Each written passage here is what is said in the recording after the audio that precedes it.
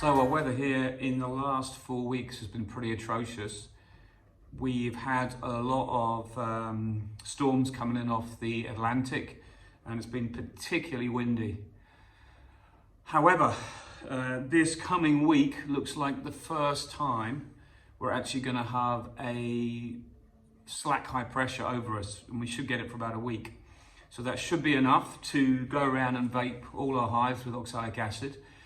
The colonies, we're now obviously mid-December, the colonies, if ever they're going to be broodless, it's going to be about now.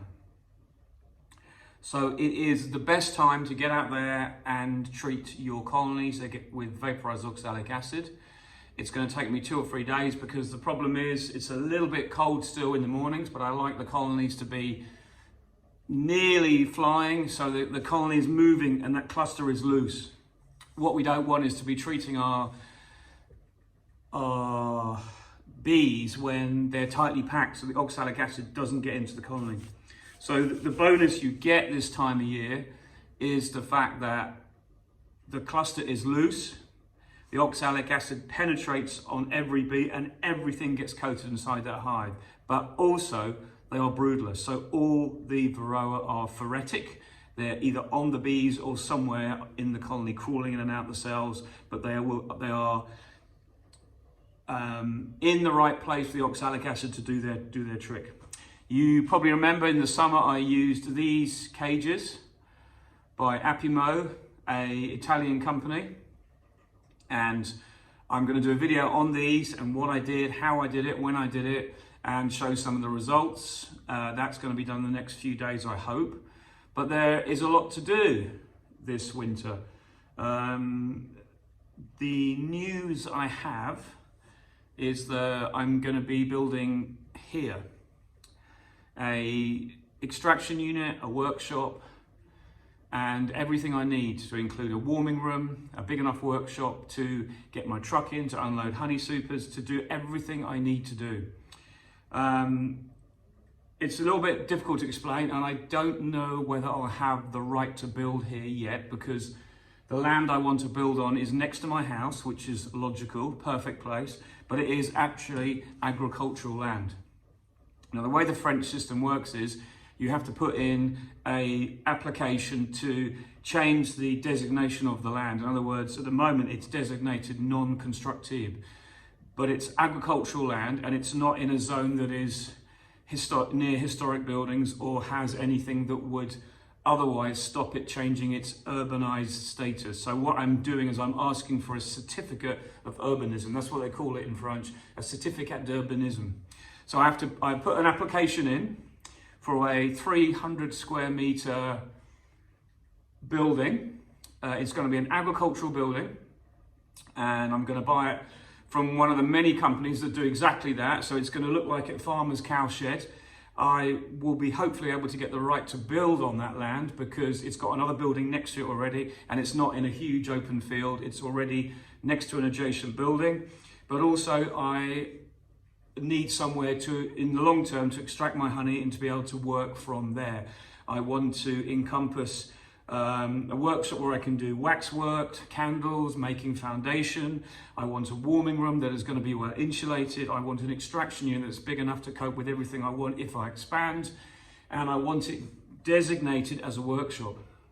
And that would mean if I sell it in the future, I'll be able to get a little bit more for it as a business as opposed to just an agricultural building for storage. But obviously the main thing I need, what we all need is, as beekeepers, we need dry storage. Dry storage is such a premium. I mean, really exciting project. There is so much to do. I don't know whether I'm going to be Arthur or Martha, but I'm just kind of, how can you say, thinking about all the things I have to do. Because the first thing we've got to do is we've got to get, if I get the go-ahead, what I do then is I have to submit the full plans. And then I have to choose a building and say to that company, yeah, I want that. And they'll give me architectural drawings as part of the price. And then I can submit the whole thing. And normally, once you get the initial okay, they'll allow you to build before the plans go in. You have 2 months for anyone to contest it. but it's unlikely because I spoke to all my neighbours around here. They're totally supportive. They know it's a low-key project. They know that I'm not going to be making a huge amount of noise at the weekend. Things like that. They know we all, as I said before, we all just need dry storage, and it's kind of a miracle that I've been able to do what I've done for so long, because I've also been lucky enough to use the other workshop up the road that my colleague has. But we're kind of going our separate ways with things now. I'm hopefully going to be able to extract there this coming summer, but the whole thing is going to be a complete juggling act. So what I'm hoping to do is be able to extract there but work here. I'm looking also at getting a 40-foot container or a 20-foot container just to give me that place to add another dimension should I need it. I'm also going to extend a little bit my existing barn that's down the bottom by another 20 square meters out front, and that will give me more dry storage where I can put my trailer and things like that. It's the time now that I need to invest. I'm 50 years old now. I want to be able to work hard for the next 20, 25 years. But if I put those things into place now, I'll have an easier time, because the fuel prices are so high now, material prices are so high. I want to become more sustainable. I want to be able to not have to drive 20 minutes to a workshop just to get there, to organise stuff for the day. I just go out the door and over there. I won't have the fuel costs. Okay, I've still got to go to my apiaries, but I'll be relocating a few of them so that it becomes more sustainable. And that's what I think anyone should do if they're looking to build. I've been doing quite a lot of research on the right type of building, and I'm going to probably be able to get something that's about 6 to 9 meters tall. I also want to incorporate solar panels on it because it's going to be south facing. That's going to do me hot water and electricity. So it's a big investment. You know, we're looking at probably at least 40,000 euros for the building. And that will hopefully encompass some of the groundwork, but obviously the groundwork's important. I want to incorporate in the groundwork, as I said, a warming room. So we're going to get electric cables in one section that I decide where the warming room will be. The building is considerably more expensive if you get an insulated building, like by about 18,000 euros, because it's not just the building itself comes in these sections. Those sections, when they're not the flat, we call it toll here. It's like a metal that you buy, and then it's not transported easily. So when you buy a building that's 300 square meters, that's all insulated, with these big insulated panels with metal, 4 centimeters of insulation, you actually need 2 lorries to transport that. And a transportation, for example, is like 1,400 euros just to get the building here. So they're all cost. But the not brainwave I had, but looking at it, I thought, well, let's get the simplest form of metal building, and then we're going to get the whole inside sprayed with insulation, you know, the polyurethane foam. And what that does, it actually locks the whole building together. And it insulates it to a degree that no external insulation would, because it's actually, as well as being as thick as the cladding you can buy, the all-in-one cladding, it makes it easier to assemble the building because you're not having to lift up large sections. They're just lightweight sections to clad your building. But then you get the insulation once it's applied, and then it also fills in any small gaps. So the whole building is virtually bee-proof instantly. So I'm going to have 2 doors, one at each end, so I could drive in and drive out the other end. That's my plan. I'm also going to have 4 windows. It's going to have a toilet. It's going to have washing facilities. It's got to have all that. So I've got to have a septic tank. The actual costs of putting together a miellery or a honey extraction unit do get very high.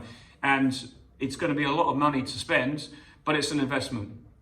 I cannot forever use what I was using before.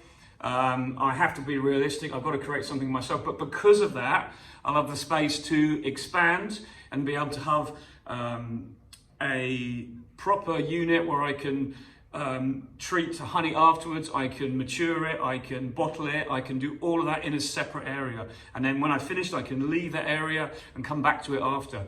And when you're using someone else's equipment, like I have been for years, it's very awkward because you've always got to leave it ready for them in case they want to use it. So for once in my life, I will finally be able to do my own thing, have my own equipment, and build something that will give me sustainability and more general sustainable income, because at the moment it's highs and lows, and at the moment I'm not getting much of my honey because I'm selling it in bulk, and I need to get my honey into jars.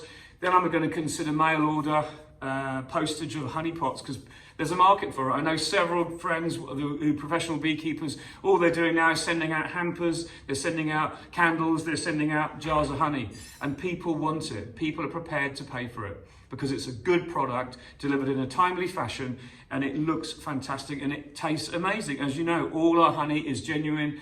The public are really excited to buy your honey because I'm getting really good sales at home now. I've got a little bit of honey, about 200 kilos that I've got in pots, of my own pots.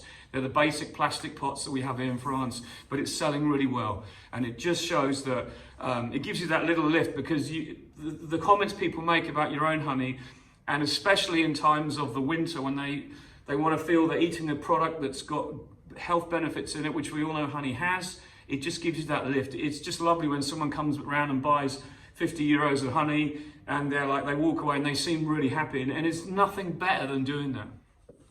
So the journey from amateur to professional,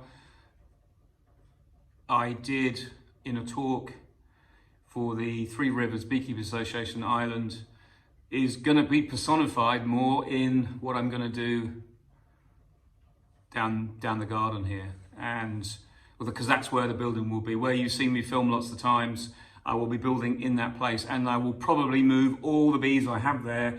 I may have bees long term back in one area there, but just for queen rearing.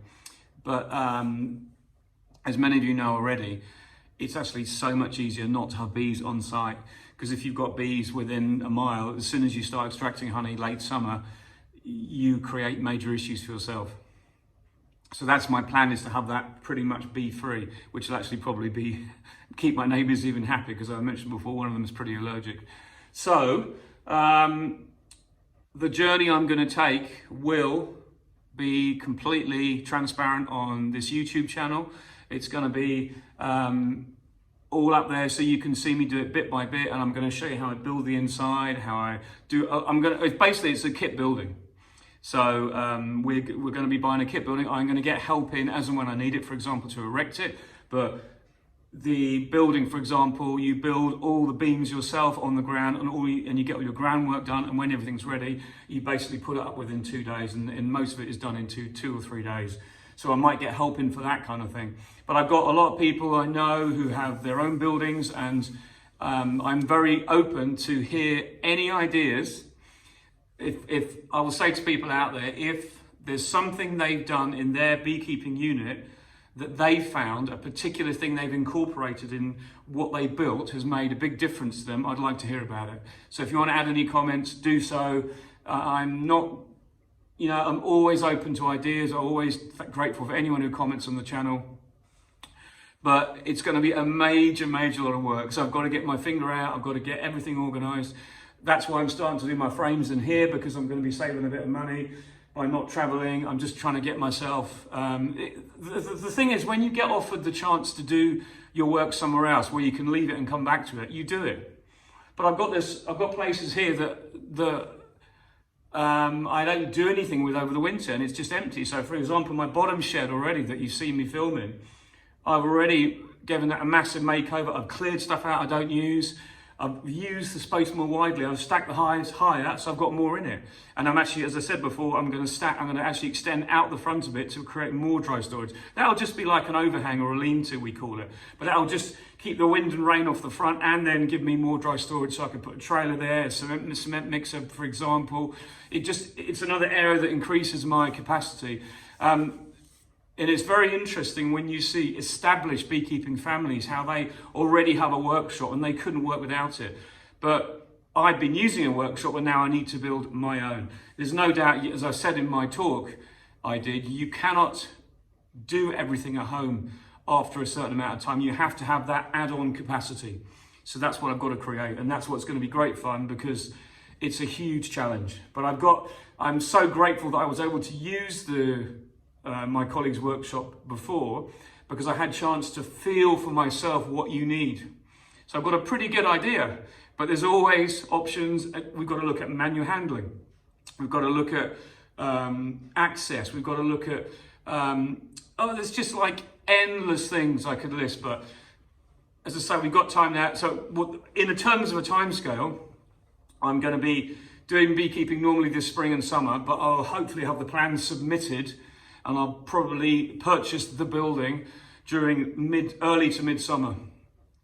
And then the plan is, when I've got the okay, it should be 2 months after I've made that deposit, after I put my actual plans in, if I've got the original okay from the planned urbanism, if they've agreed that, then straight away my other plans will go in pretty much soon after. And then 2 months after that, I'll be able to hopefully start building, but I'll get someone in to start the groundwork. And for us here, the groundwork you can do midsummer to about October time. That's when the ground is generally still dry. So if we can get that groundwork done and the building up by the end of the summer, because after I've finished the summer season, obviously I'll be leaving everything to be done over the winter, but if I can get in that building and get the roof on and get a construction done by September, October time, then I can build everything over the winter, and I'll be away the following year to extract that following year. But this year is going to be, as I said, it's going to be the struggle.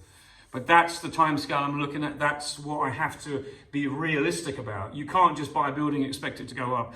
To get people to be able to help you, you've got to book them. You can't, and you've got to pay the right rate. You can't not pay them. You know, all these things have to be equated for. So, as I said, really interesting, exciting project for me. I've always wanted to do this, but finally I'm in a position I can do it now. And it's going to be a really, really great thing, and it will really enrich what I can do and give me more strings to my bow. So, because obviously we've got to make money. It's not like it's we're building this shed and I'll be able to spend hours sitting down and doing nothing in it. It's going to be a working workshop, and it means I'll be able to get my truck out the rain. It means I'll be able to get my trailer out the rain. It means I'll be able to pot honey up and then buy in pots that, get 3 or 4 pallets of pots at the same time and have somewhere to put them that's clean. Little things like that. That's what you need. That's when you're able to profit from your investment. And then you can start your marketing. I'm going to look at labels. We're going to go into all of that this year. And we're going to be running a website. So if I can do mail order, that would be fantastic. But it's just there waiting to be done. But as I say, if you build it, they will come. So I'm starting to build it, but it takes planning and it takes time. So I'm dead excited. I'm very fortunate in the fact that I've got some really good friends out there who are really good at advising and giving me all the right tips, because nobody knows it all. And we all need to draw on other people for their experiences, which is great. So it's a huge challenge, but I'm really looking forward to it. But that's it for now. I will hopefully get that video out by next week, just before Christmas. And then I'll be having a little break from the YouTube channel while we all celebrate Christmas and do what we got to do. Anyway, I hope you're all well. I hope you're staying safe. Speak to you soon. Bye-bye.